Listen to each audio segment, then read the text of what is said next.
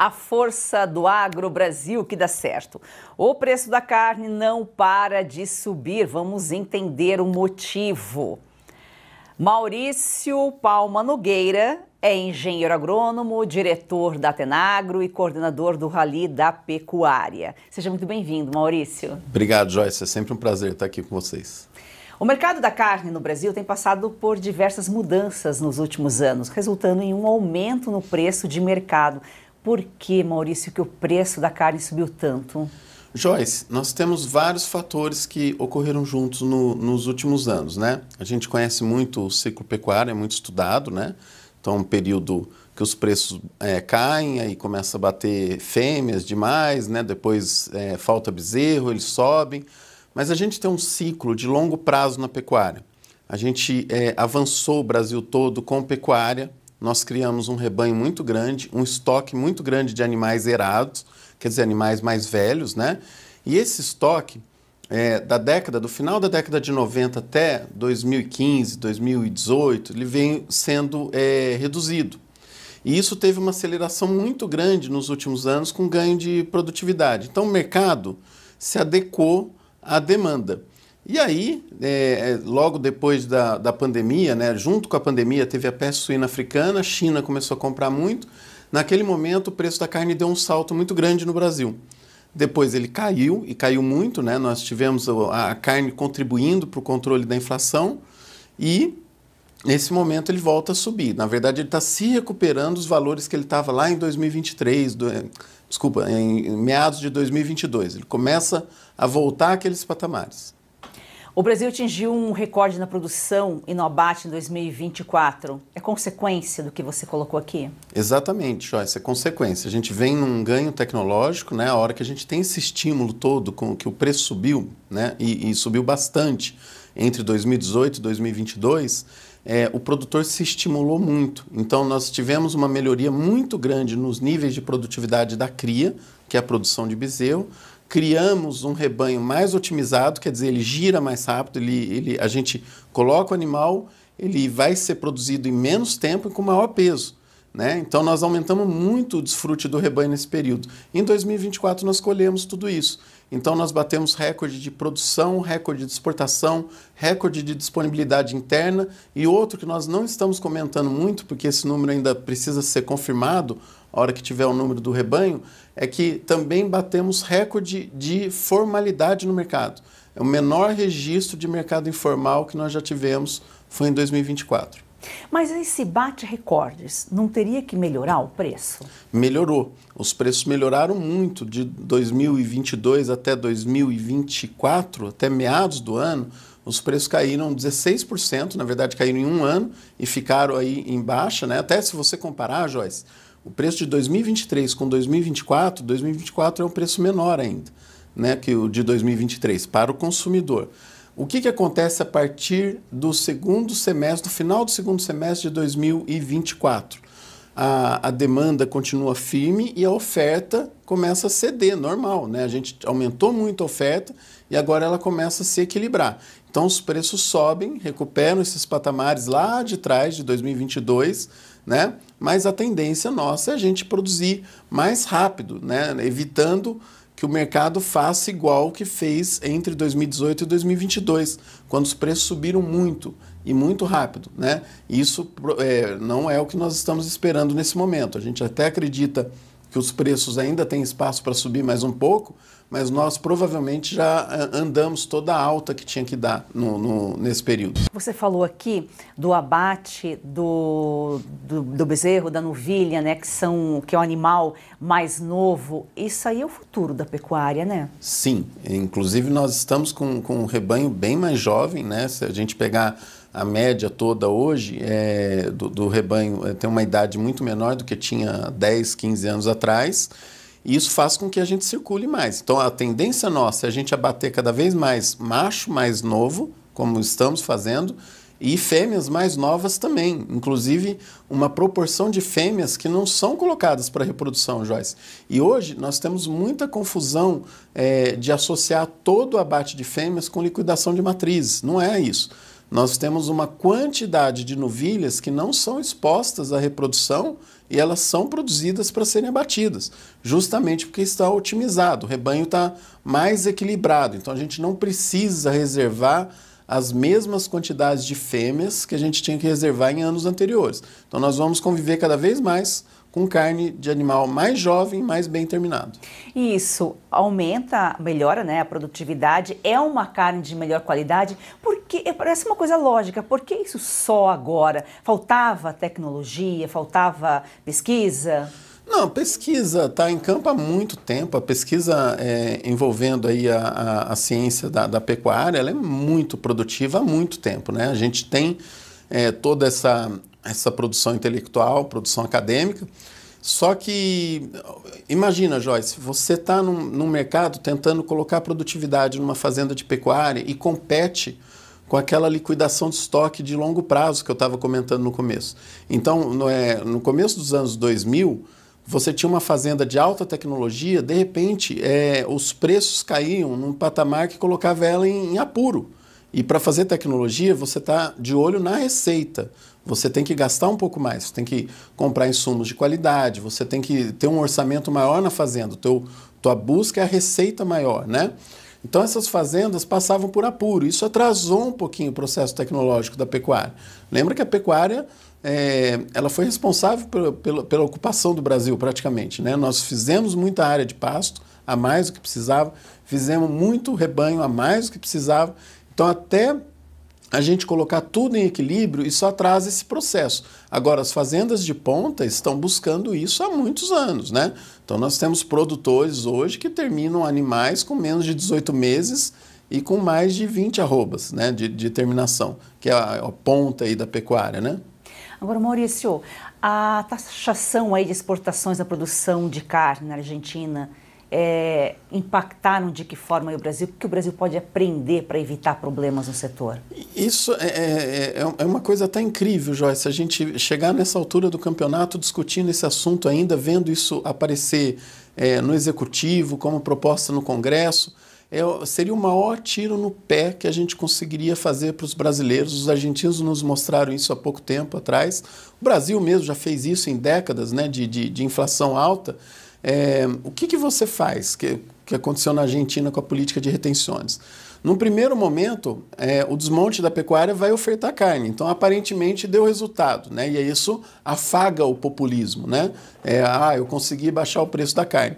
Só que os argentinos hoje, eles comem 45, 46 quilos de carne per capita, eles já comeram 63 antes das retenções. Então, eles reduziram em 30% o consumo, a disponibilidade de carne para cada um na Argentina. Se a gente fizer algo assim no Brasil, o resultado vai ser o mesmo, porque nós vamos desmontar tudo isso que nós estamos falando, a gente desmonta. Porque o pecuarista se desestimula e às vezes nem se desestimula, ele não tem caixa para pagar a conta, né?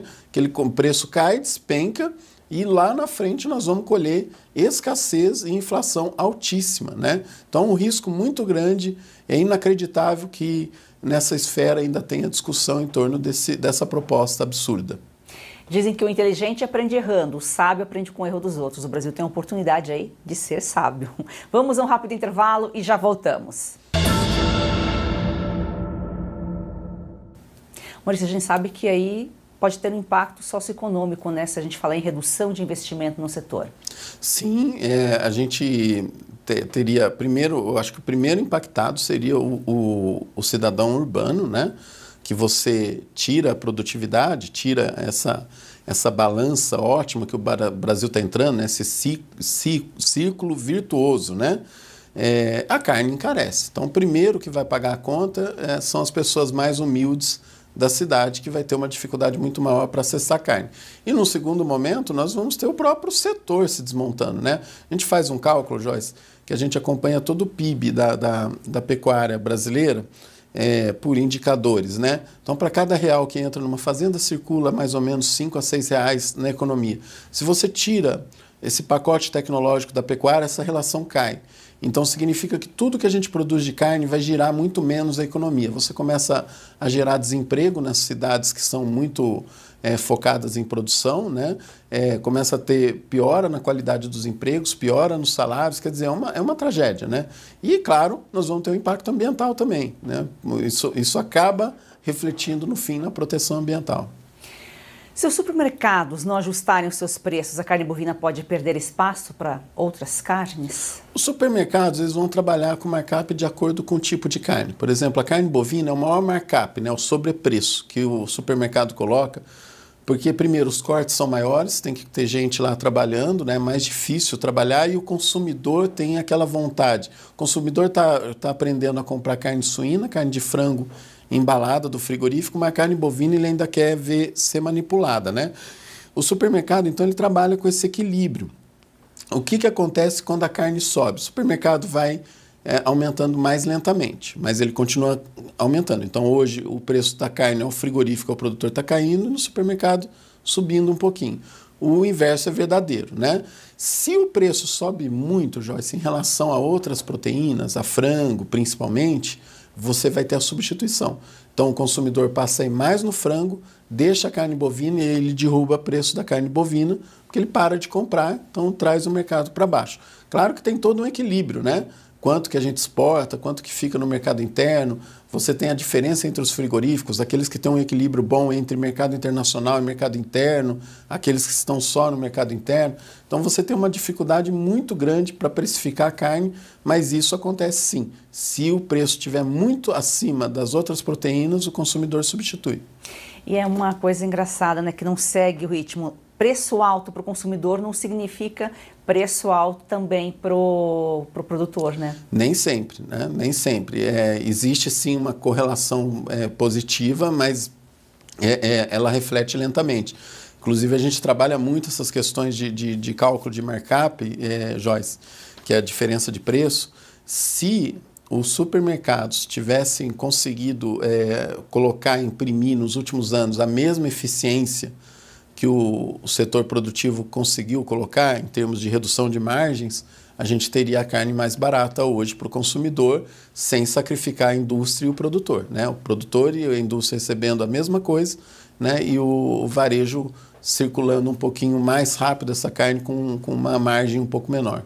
Maurício, qual é o papel do governo para incentivar a produtividade do setor agropecuário, simplesmente não, e até para facilitar, melhorar aí os preços para o consumidor, além do se estiver caro, não compre? Primeiro é não atrapalhar, né? Então, não colocar ideias absurdas na mesa, né? Como essa da Argentina. E segundo, Joyce, é fazer de tudo que estimule produtividade, tudo que estimule desempenho.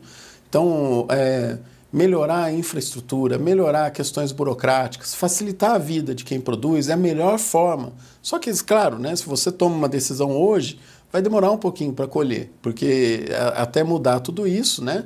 Mas a melhor forma do governo trabalhar é evitar, facilitar a vida de quem está querendo produzir com eficiência. Então, tirar impostos de insumos, de maquinários, né? Fomentar produtividade, comercialização, facilitar a vida de quem comercializa. Até, Joyce, eu acho que nos últimos anos nós tivemos aí um período muito bom no Ministério da Agricultura, parceiro de venda do desempenho comercial do agro em geral, mas basicamente da pecuária, assim, foi um sucesso muito grande. Tanto é que nós conseguimos conquistar marcas importantíssimas nas exportações, né? Então, na parte da agricultura, estamos indo bem. Agora, a gente precisa tirar um pouco do peso do Estado na produção brasileira. A hora que a gente fizer isso, a gente vai galopar em direção a uma produtividade muito mais alta e aí sim nós vamos ter uma carne muito mais acessível ao consumidor, né? É só ver a referência que já tem hoje. A carne brasileira, o tanto que é mais barata do que em qualquer lugar do mundo, né? E isso é algo que a gente precisa comemorar aqui dentro, né? Isso já é um feito. Você veja só, as pessoas costumam dizer que o produtor não paga impostos, paga muito, e muito, né? Muito. Vem embutido nos insumos, no combustível, nos custos de produção, né? Muito imposto. Inclusive, Joyce, teve uma vez que saiu um estudo que a carne era subsidiada, né? nesses estudos eles colocavam, inclusive, o subsídio à cesta básica como se fosse um subsídio recebido pelo produtor. Quer dizer, aquela vontade de você usar argumentos, né, para justificar a sua ideologia. O setor paga muito imposto, sim, paga bastante. E se o setor paga imposto, o consumidor também paga mais alto, porque é uma consequência. Nós vamos a um rápido intervalo e já voltamos. Maurício, tecnologia no campo, na pecuária é uma realidade e essa aceleração tecnológica pode, inclusive, gerar benefícios até para o meio ambiente, né? Com certeza, né, Joyce? Eu acho que até o maior sinônimo de proteção ambiental é produtividade, né? Esse é o conceito, é a visão agronômica de como defender a natureza. Quanto mais você conseguir fazer um hectare render, mais ecológico você é, porque você não precisa abrir outros, né? Então a gente hoje se vê no meio de uma discussão de muita gente leiga, né? Inclusive teve gente de elevada influência, mas que não conhece da produção, sugerindo que a ciência agronômica precisa ser revisada, né? Refeita, quer dizer, não estudou e ao desrespeito com os cientistas da área, né? E a visão da ciência agronômica sempre foi essa, né? A gente produzir o máximo possível e no caso do Brasil, há décadas, nós estamos já focados em construir fertilidade do solo, que é o conceito agora que na agricultura temperada começa a aparecer como agricultura regenerativa. Nós já fazemos isso há muitos anos aqui no Brasil. A gente já trabalha com esses conceitos muito mais conservacionistas, né? Então, não dá para dissociar proteção ambiental de produtividade, a menos que a gente queira semear a escassez e fazer as pessoas passarem fome, né? Se nós estamos falando de proteção ambiental com qualidade de vida para as pessoas, não dá para dissociar a produtividade de proteção ambiental. Ou seja, né, o crescimento e a sustentabilidade andam lado a lado. Lado a lado, e inclusive é um dos poucos consensos sérios que existem, né? Quando você está numa discussão séria, esse é o principal consenso que tem. Produtividade, né? Claro, com maior cuidado com os usos de recursos, né, Joyce? Quando a gente fala isso, nós já estamos falando em uma boa gestão dos recursos que vão ser usados, né? E sempre tentando aproveitar o máximo possível do que é produzido na própria propriedade, né? Então, você não vai ver um pecuarista hoje não usando os resíduos que tem de um confinamento, por exemplo, né? Isso já está implícito no conceito de produtividade. Usar o máximo possível os recursos naturais que a própria fazenda gera. Ô Maurício, as pessoas também costumam dizer que o pecuarista, o brasileiro, exporta e fica aqui para nós a pior qualidade. Mas justamente a exportação, ela ajuda a manter a pecuária brasileira competitiva, né? E também até com preço mais viável aqui dentro. Com certeza, né? À medida que a gente exporta, a gente melhora muito a pecuária e melhora também aqui dentro. E é uma coisa interessante, Joyce. Os cortes que os brasileiros mais gostam não são os principais de exportação. Esses ficam aqui. Então, nós já tivemos casos, claro, depende do cenário do momento, mas nós já tivemos casos em que frigoríficos que estavam exportando muito estavam colocando a carne, a picanha contra filé mais barato em alguns mercados. O pessoal achava que era dumping. E não era, porque ele desmontava o boi para exportar e ele tinha que tirar aquelas peças de dentro da fábrica, de dentro da indústria. Aí ele via que o preço estava bom, acessível, tinha fluxo, ele punha no mercado, né? Então, dependendo dos mercados que a gente atinge, a exportação ajuda a manter o preço em baixa, né, no mercado. Mesmo que isso não aconteça, normalmente não é assim, né, porque a gente hoje exporta proporções maiores do animal abatido, mas você está investindo cada vez mais e gerando oferta porque você está estimulado pela exportação. Então, uma das maiores falácias que existem é falar que atender o mercado externo ele é contraditório aos interesses do mercado interno. Em alguns momentos isso pode ocorrer, claro, né? Mas logo ele vai se ajustar justamente porque você tem esse estímulo. Imagina se a gente tivesse passado essa crise de 2023 sem exportar em 2024, com certeza esse ano 2025, não sei qual vai ser o preço da carne, mas com certeza, se a gente não tivesse exportado 2024, seria muito maior esse ano do que vai ser aí até dezembro. E o mercado internacional, ele gera renda, emprego, promove aí a economia, né? Se você tiver alguma pergunta, quiser falar com a gente, o WhatsApp está aqui na tela. Maurício, muito obrigada aqui pelas suas informações, pela sua participação. Eu que agradeço, Joyce, sempre um prazer estar aqui com vocês. Gratidão a você, a gente se vê amanhã.